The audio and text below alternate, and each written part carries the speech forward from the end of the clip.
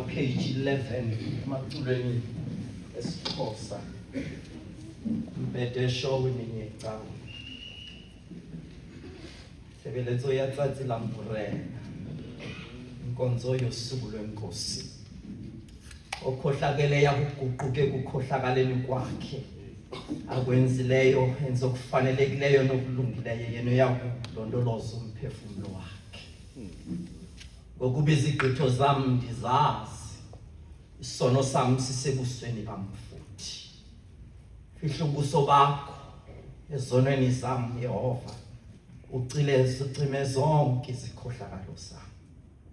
amadini kaThixo angumoya waphukileyo inhliziyo yaphukileyo negqobhokileyo akayifane ayidele uThixo Hamente yaseBellville kusasa nje nikhazula inhliziyo zenu kungabi izingubo zenu niqhubekele kuYehova uThixo wenu ukuba yena enofefe nenxiba eqhumba kade enobubele obukhulu enosizi ngobubi zihlobo zami kuyinkosi uThixo wethu kukhwizibele nezixolelo nakuba sivukele ngakuyo singaphulaphulanga nelizwi likaYehova loThixo wethu lokuba sihambe ngemithetho yakhe ayibekileyo phambi kwethu guqukani ngokuba ubukumkani bezulu bukufuphi abantu ke abaguqukala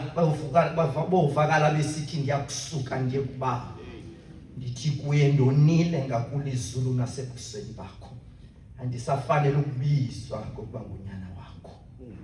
xeshikweni sitshoyo ukuba sinabo ubono siyazikhohlisa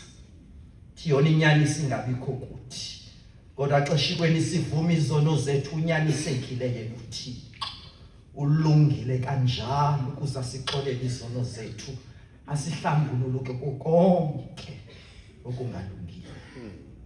bathandwa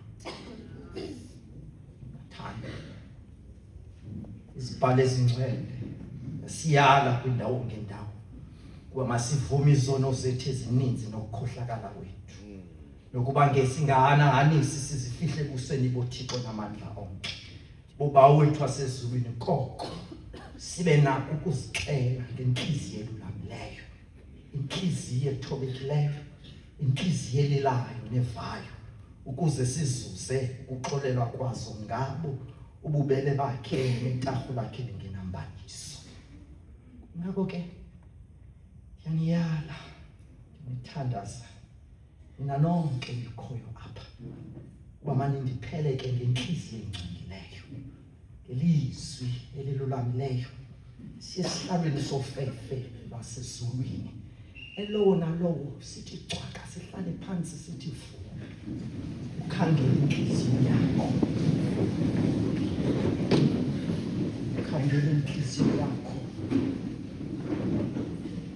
uzijonge phambi kukaThixo ubeke isipili phambi kwakho noThixo wakho